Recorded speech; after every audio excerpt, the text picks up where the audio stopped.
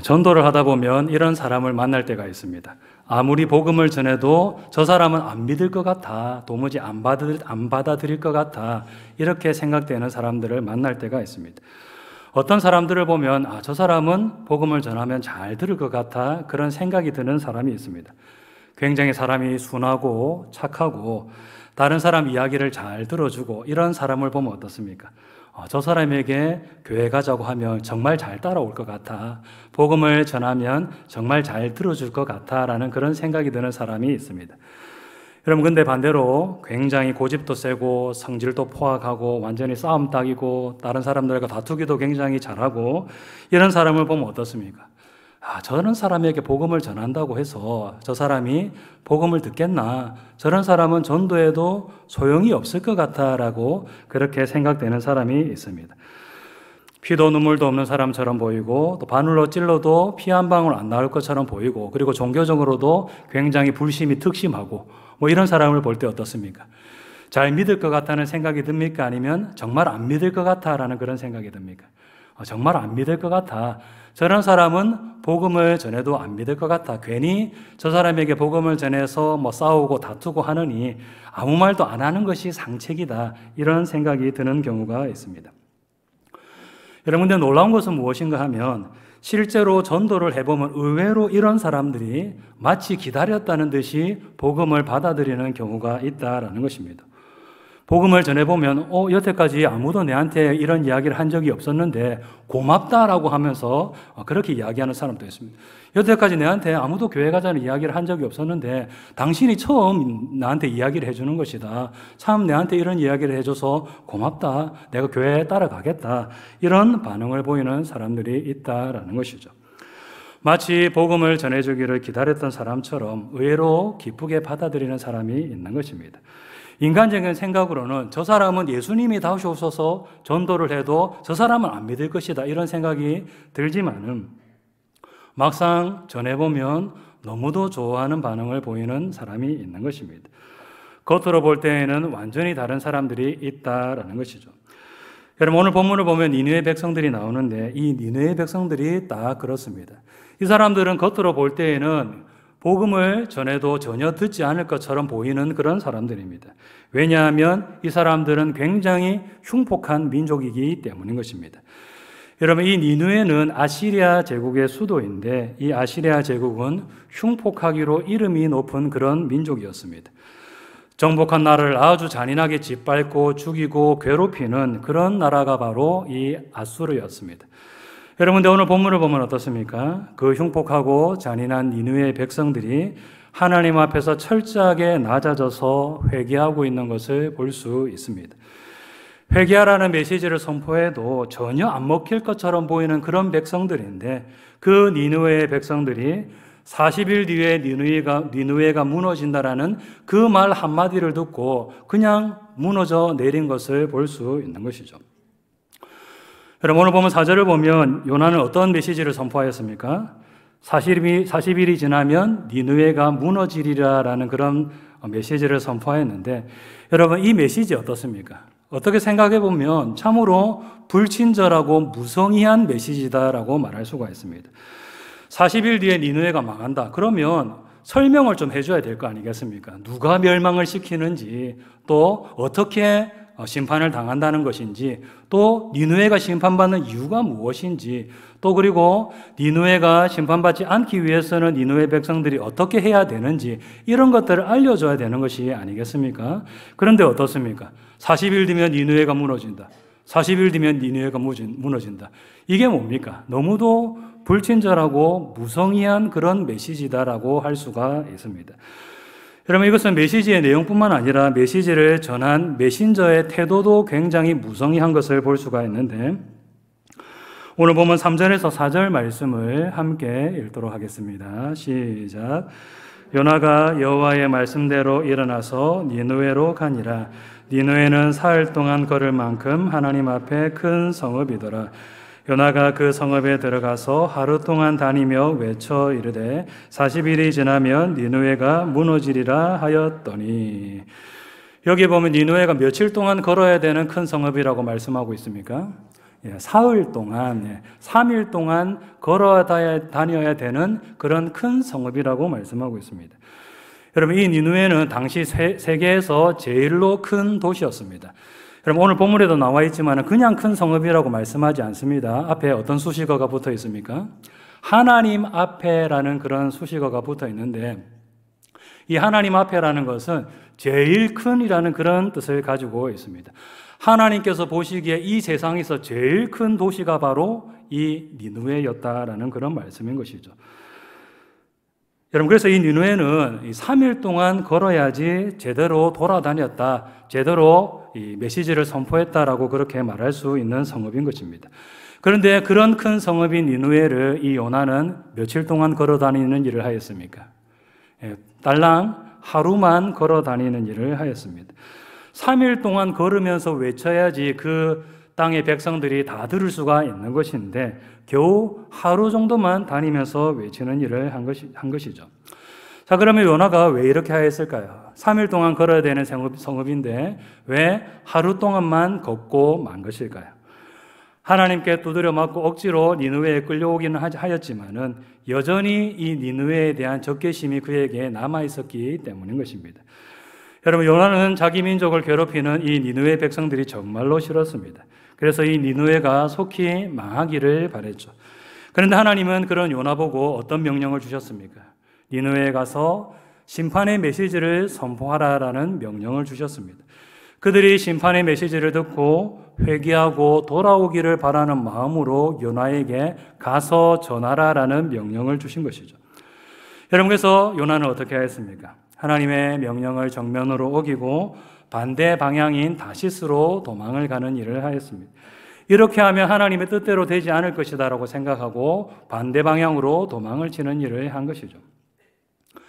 여러분, 근데 다시스로 가는 배를 탔지만은 그의 뜻대로 되었습니까? 아니었죠. 하나님께서 폭풍을 일으키시고 요나를 물고기 배 속에 가두사 고통스럽게 만드셨습니다. 그리고 어쩔 수 없이 이 요나로 하여금 니느웨로 갈 수밖에 없도록 만드셨는데, 여러분, 그래서 이 요나는 정신을 차리고 가기는 하였지만은 여전히 이 니느웨가 싫은 그런 마음이 있었습니다. 그래서 이 요나는 어떻게 하였느냐? 3일 동안 걸어야 되는 그 성읍을 하루 동안만 외치면서 다니는 일을 한 것입니다. 하나님께 순종하기는 하는데 마지못해서 억지로 순종하면서 하루 동안만 외치는 일을 한 것이죠. 니느웨 백성들이 회개하기를 원하는 그런 간절한 마음으로 외치면서 돌아다닌 것이 아니라 이것을 전하지 않으면 또 하나님께 두드려 맞을 거니까 하는 두려워하는 마음으로 어쩔 수 없이 열심 없이 무성의하게 외치고 다니는 일을 한 것입니다. 그것도 40일이 지나면 무너진다라는 굉장히 무성의하고 불친절한 메시지를 말이죠. 여러분, 근데 오늘 본문을 보면 어떤 일이 일어난 것을 볼 수 있습니까? 니느웨 백성들이 그 말씀을 믿고 회개하는 놀라운 역사가 일어났다는 것을 볼 수 있습니다. 오늘 본문 5절에서 6절 말씀을 함께 읽도록 하겠습니다. 시작. 사람들이 하나님을 믿고 금식을 선포하고 높고 낮은 자를 막론하고 굵은 베옷을 입은지라. 그 일이 니느웨 왕에게 들림에 왕이 보좌에서 일어나 왕복을 벗고 굵은 베옷을 입고 제 위에 앉으니라. 요나가 전하는 메시지를 듣고 니느웨 백성들이 하나님을 믿고 금식을 선포하였으며 높고 낮은 자를 막론하고 굵은 베옷을 입었다라고 말씀하고 있습니다. 여러분, 굵은 베옷은 어떤 때에 입는 옷입니까? 상복이죠. 사람이 죽었을 때 애도하기 위해서 입거나 당시에는 나라가 망했을 때 입는 옷이 이런 베옷이었습니다. 여러분, 그러니까 니느웨 백성들이 지금 어떨 정도로 슬퍼하면서 애통하였다는 것입니까? 마치 부모님이 돌아가신 것처럼, 마치 나라가 망한 것처럼 그렇게 애통해하는 일을 하였다라는 것입니다. 하나님의 심판의 메시지를 듣고 나라가 망한 것처럼 그렇게 슬퍼하면서 회개하는 일을 하였다라는 것이죠. 낯선 외국인이 선포하는 그 심판의 메시지를 듣고 니느웨가 완전히 속된 말로 하자면 디비지는 그런 역사가 일어난 것을 볼 수 있는 것입니다. 여러분, 만약에 어떤 외국인이 오늘날 우리나라에 들어와 가지고는 40일 뒤면 대한민국이 망한다라는 그런 소리를 하고 돌아다닌다고 한번 생각해 봅시다. 여러분, 그러면 우리가 그것을 듣고 어떤 반응을 보일 것 같습니까? 믿고 막 회개하면서 탄식하면서 그런 반응을 보이겠습니까? 아니면 그 사람을 붙잡아가지고 물고를 내버리겠습니까? 당연히 물고를 내버리는 것이죠. 어디서 이 외국인이 나타나가지고는 이 유언비어를 퍼뜨리고 사회 불안을 조장하고 혼란을 야기하느냐 하면서 그냥 잡아다가 물고를 내었을 것이 틀림없습니다. 여러분 생각해보면 이 요나도 마찬가지지 않습니까? 왜 낯선 외국인이 나타나가지고는 니느웨가 망한다 이런 말을 하고 다닌다. 그러면 보통은 어떤 반응을 보이는 것이 맞겠습니까? 어디서 유언비어를 퍼뜨리느냐 하면서 잡아다가 물고를 내는 그런 반응을 보여야 되는 것입니다. 여러분들 이 니느웨 백성들은 어떻게 했습니까? 그렇게 반응하지 않고 그 메시지를 받아들이고 회개하는 일을 하였다라는 것입니다. 이 잔인하고 흉폭한 니느웨 백성들이 그 하나님의 심판의 메시지를 듣고 벌벌 떨면서 무너지는 역사가 일어났다라는 것이죠. 여러분 그러면 왜 이런 일이 일어난 것이겠습니까? 왜 잔인하고 흉폭한 니느웨 백성들이 이 요나가 전하는 심판의 메시지를 듣고 회개하는 그런 반응을 보인 것일까요? 그 이유는 무엇이냐? 바로 하나님께서 그들의 마음을 미리 준비해 놓으셨기 때문입니다. 같이 한번 읽겠습니다. 시작. 하나님께서 그들의 마음을 미리 준비해 놓으셨기 때문입니다. 다른 이유가 없는 것입니다. 하나님께서 그들의 마음을 미리 구워 놓으셨기 때문인 것이죠. 여러분 요나가 이 니느웨에 오기 전에 이 니느웨에서는 어떤 일이 벌어지고 있었는가 하면 정치적인 혼란과 자연재해 등과 같이 굉장히 안 좋은 일이 일어났었습니다. 이 요나가 니느웨에 방문한 시기에 그 역사를 살펴보면 어떤 왕이 다스리고 있었는가 하면 아슈르단 3세라는 왕이 다스리고 있었는데 그때의 역사를 보면 계속해서 나라에 불길한 일들, 안 좋은 일들, 그런 일들이 계속해서 일어났다는 것을 역사를 통해 살펴볼 수 있습니다. 내부적으로는 왕이 죽은 뒤에 왕위 계승을 하는 것 때문에 굉장히 혼란스러웠고 또 반란이 자주 일어나고 있는 상태에 있었으며 대외적으로는 다른 나라와 국군을 건 전쟁을 하고 있었는데 별로 결과가 신통치 않은 그런 상태에 있었습니다. 그리고 그런 상태에서 6년 동안 기근이 있었다라고 역사가 기록되어 있고 전염병까지 돈 역사가 기록되어 있습니다. 그리고 이 통치 시기에 일식도 일어났었는데 여러분 당시의 사람들은 이 일식을 어떻게 생각하였습니까? 굉장히 불길한 징조로 그렇게 생각했습니다. 이 태양이라는 것은 그들이 믿는 신이나 그들을 다스리는 왕을 상징한다라고 생각했었는데 이 태양이 대낮에 없어진다, 빛을 잃어버린다는 것은 굉장히 불길한 징조로 여겨졌었습니다. 여러분 이처럼 요나가 방문하기 전에 니느웨는 이런 일들이 벌어지고 있었습니다. 국가적으로는 혼란 상태에 있었으며 자연재해 등으로 인하여서 백성들의 마음이 굉장히 낮아져 있는 그런 상태에 있었다라는 것이죠. 백성들이 나라가 돌아가는 꼴을 보면서 한결같이 다 어떤 생각을 하였느냐? 이러다가 우리나라 망하는 거 아니가? 이러다가 우리 민족이 망하는 것 아니가? 이런 생각을 왕부터 백성들까지 다 하고 있었던 그런 시대였다라는 것이죠. 여러분 그런데 그런 시기에 딱 요나가 나타나서 어떤 메시지를 선포하였습니까? 40일 뒤면 니느웨가 무너진다, 심판받는다라는 그런 메시지를 선포한 것입니다. 다들 지금 나라가 망한다라고 생각하고 있는 그런 상태에 있었는데 마침 요나가 나타나서 니느웨가 무너진다라는 그런 메시지를 선포한 것이죠. 여러분 그래서 어떤 일이 일어났느냐? 니느웨 백성들이 회개하고 하나님께로 돌아오는 역사가 일어난 것입니다. 하나님께서 정치적인 혼란과 자연재해 등으로 이 니느웨 백성들의 마음을 미리 다 낮추어 놓으시고 하나님의 말씀을 받아들일 마음의 준비를 다 시켜 놓았기 때문에 이런 놀라운 역사가 일어났다라는 것을 볼 수 있는 것이죠. 겉으로 볼 때는 분명 회개할 것처럼 보이지 않는 백성들이 많습니다. 흉폭하고 잔인하고 도무지 하나님의 말씀을 받아들일 기미가 보이지 않는 사람들이 많습니다. 그러나 하나님께서 여러 가지 사건들로 마음을 낮추어 놓으시고 하나님의 말씀이 들어갈 수 있도록 마음밭을 준비해 놓으셨기 때문에 요나의 메시지를 듣고 그들이 회개하고 돌아오는 역사가 일어났다는 것을 볼 수 있는 것입니다. 여러분 이처럼 하나님께서 미리 마음을 낮추어 놓으시고 복음이 들어갈 마음의 준비를 해 놓으시면 이런 놀라운 역사가 일어나는 것입니다. 겉으로 볼 때는 피눈물도 없는 사람처럼 보이고 하나님의 말씀이 조금도 들어갈 것처럼 보이지 않는 사람이라고 할지라도 하나님께서 그 사람의 마음을 미리 준비시켜 놓으면 그냥 무너지는 역사가 일어날 수밖에 없다라는 것이죠. 자, 그러므로 우리는 어떻게 해야 되느냐? 첫 번째로 인간적인 판단으로 대상을 가리지 말고 복음을 전하는 일을 해야 합니다. 같이 한번 읽겠습니다. 시작. 인간적인 판단으로 대상을 가리지 말고 복음을 전하는 일을 해야 합니다. 앞에서도 말씀드렸듯이 사람들을 보면 좀 쉽게 보이는 사람이 있는가 하면 좀 어렵게 보이는 사람들도 분명히 있습니다. 겉으로 볼 때에 이 사람은 내가 복음을 전하면 잘 들어줄 것 같아. 이 사람은 내가 교회 가자고 하면 잘 따라올 것 같아. 이렇게 생각이 드는 사람이 있는가 하면 또 반대로 이 사람은 내 말을 아예 안 들을 것 같아. 교회를 가자고 하면 오히려 화를 낼 것 같아라고 생각되는 그런 사람들이 분명 있는 것입니다. 인간적으로 볼 때는 그런 선입견이 드는 사람이 분명 있다라는 것이죠. 여러분, 그러나 우리는 그런 선입견 때문에 복음을 전하는 일을 꺼려하거나 기피해서는 결코 안 되는 것입니다. 이 사람은 안 될 것이다라고 그렇게 단정하고 복음을 전하는 일을 기피하는 일을 해서는 안 된다라는 것이죠. 왜 그렇습니까?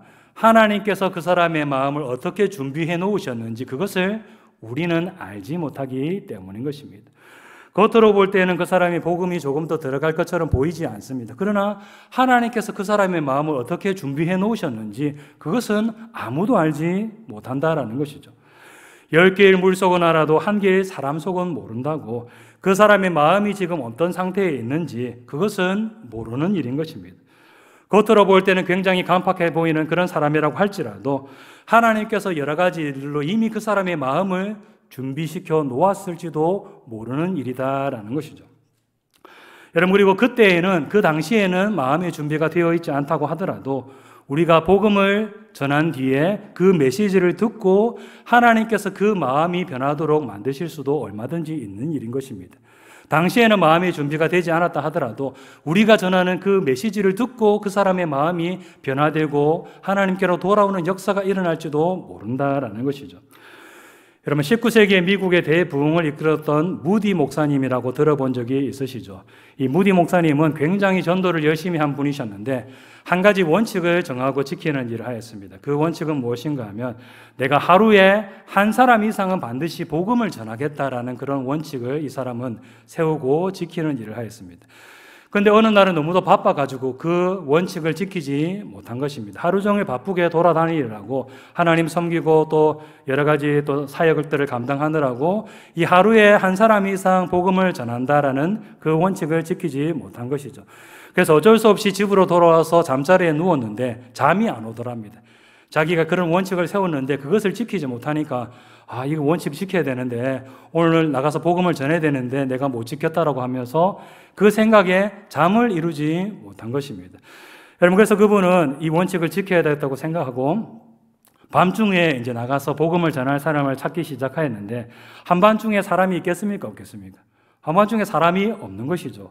찾다가 안 되겠다 싶어서 집으로 돌아가려고 하는데 마침 자기 집 근처에 술이 취해가지고 잠들어 있는, 길거리에 잠들어 있는 그런 사람이 보이는 것이 아니겠습니까? 그래서 이분이 처음에는 망설였다고 합니다. 술 취해가고 저래 자고 있는데 저 사람 깨워갖고 되겠나? 괜히 혼나는 것 아닌가라는 그런 생각이 들었지만은 깨워가지고 당신 혹시 예수님 아십니까? 라고 물어보는 일을 하였다고 합니다. 여러분, 물어보겠습니다. 술 취해 있는 사람 깨워가지고 예수님 아십니까? 라고 물어봤을 때에 그 사람이 어떤 반응을 보였을 것 같습니까? 당연히 이런 미친 사람이 있나 하면서 화를 내었겠죠. 굉장히 화를 내면서 막 잡아먹을 듯이 막 화를 내면서 때리려고 하면서 막 그렇게 쫓아왔다고 합니다. 그래서 이 무디 목사님은 자기 집까지 불이 나게 도망을 갔는데 아니나 다를까 이 취객이 집까지 막 쫓아와가지고 문을 두드리면서 나오라고 난동을 부리고 이렇게 했다는 그런 이야기가 있습니다. 그런데 그런 일이 있고 나서 3개월쯤 지났는데 문 앞에 어떤 사람이 문을 두드리고 있는 것입니다. 나가서 보니 누가 있었겠습니까? 그 취객이 마침 있는 것입니다. 그래서 당신이 왜 이렇게 찾아왔느냐? 혹시 보복하려고 찾아온 것이 아니냐라고 이렇게 물어보았는데 그 사람이 어떤 말을 하였느냐? 당신이 한 말 때문에 내가 예수님 믿게 되었다고 그 말 해주고 싶어서 왔다는 그런 이야기를 하더랍니다.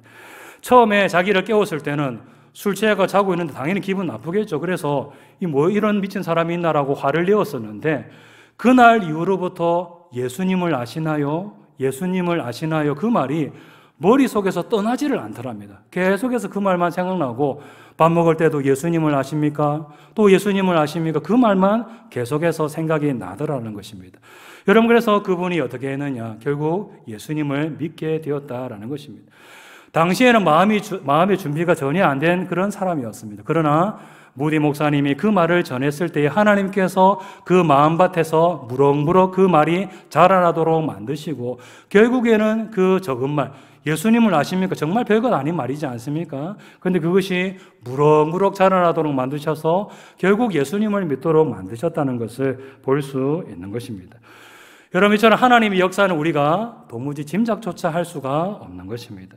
하나님께서 그 사람의 마음을 어떻게 준비해 놓으셨는지 그것도 우리가 알 수가 없는 것이고, 우리들이 전하는 그 작은 말을 통하여서 하나님께서 어떻게 그 사람을 바꾸실지 그것도 우리가 짐작조차 할 수가 없는 것입니다. 여러분, 그러므로 우리는 어떻게 해야 되느냐? 인간적인 판단으로 대상을 가리는 것이 아니라 무조건 복음을 전하는 일을 해야 되는 것입니다. 이 사람은 믿을 사람인 것 같아, 이 사람은 안 믿을 사람인 것 같다, 이것을 우리가 생각해서는 결코 안 되는 것입니다. 그 모든 것들은 다 누구에게 맡겨야 됩니까? 하나님께 다 맡기고 우리는 다만 복음을 전하는 일을 해야 되는 것이죠.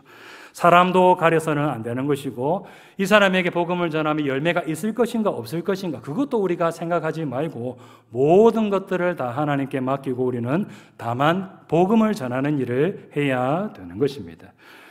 여러분, 두 번째로 우리는 어떤 일을 해야 되느냐? 하나님께서 마음의 준비를 시켜주시기를 위해서 기도하는 일을 해야 합니다. 같이 한번 읽겠습니다. 하나님께서 마음을 준비시켜 주시기를 위해 기도하는 일을 해야 합니다. 앞에서 니느웨 백성들은 겉으로 볼 때에는 도무지 회개할 것처럼 보이지 않는 그런 사람들이었습니다. 그렇지만 하나님께서 마음의 준비를 시켜 놓으셨기 때문에 결국 어떤 역사가 일어났습니까? 요나가 전하는 그 메시지를 듣고 받아들이고 디비지는 그런 놀라운 역사가 일어난 것을 볼 수 있습니다. 여러분, 이렇게 하나님께서 그 마음의 준비를 시켜 놓으면 복음을 거부할 수 있는 사람이 없는 것입니다. 버티려고 해도 하나님께서 마음을 준비시켜 놓으면 복음이 들어갈 때에 감히 버틸 수 있는 사람이 없는 것입니다. 하나님께서 마음을 준비시켜 놓으면 그냥 그 메시지 앞에서 그냥 꼬꾸러지고 넘어질 수밖에 없는 것이죠. 여러분, 그래서 우리는 어떤 일을 해야 되는가 하면 하나님께서 전도 대상자의 마음을 준비시켜 주시기를 위해서 간절히 기도하는 일을 해야 되는 것입니다. 하나님, 저 사람의 마음을 준비시켜 주시옵소서. 복음이 들어갈 수 있도록, 예수님을 믿을 수 있도록 저 사람의 마음문을 열어 주시옵소서. 우리가 전도 대상자를 두고 그렇게 간절하게 기도하는 일을 해야 되는 것입니다.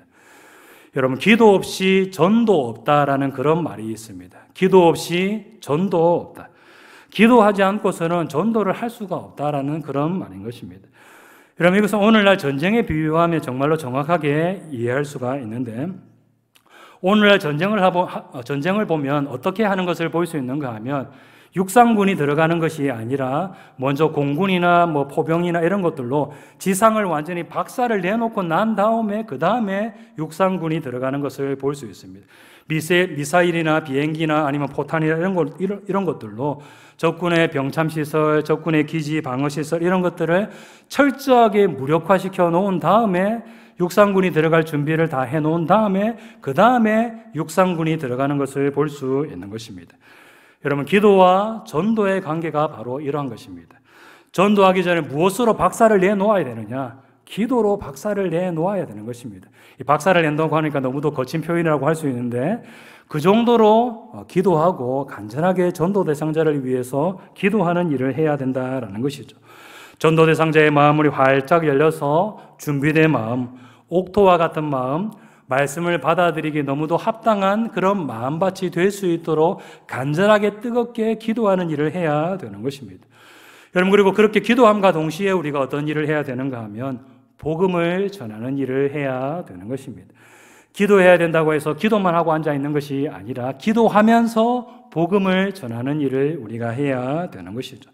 그 사람의 마음이 준비되었을까, 준비되지 않았을까, 그 모든 것들은 다 하나님께 맡기고 하나님께 기도하면서 복음을 전하는 일을 우리는 해야 되는 것입니다. 여러분, 이제 말씀 맺도록 하겠습니다. 복음을 받아들일 준비가 된 사람인지 아닌지 그것은 우리가 생각해야 될 일이 아닙니다. 우리는 다만 그 모든 것들을 다 하나님께 맡기고 하나님께 기도하며 복음을 전하는 일을 감당해야 됩니다. 우리 성도님들이 이것을 기억하시고 하나님께 기도하면서 복음 전파의 사명을 더욱더 충성스럽게 잘 감당하는 우리 모든 성도님들 다 되시기를 주님의 이름으로 축복합니다.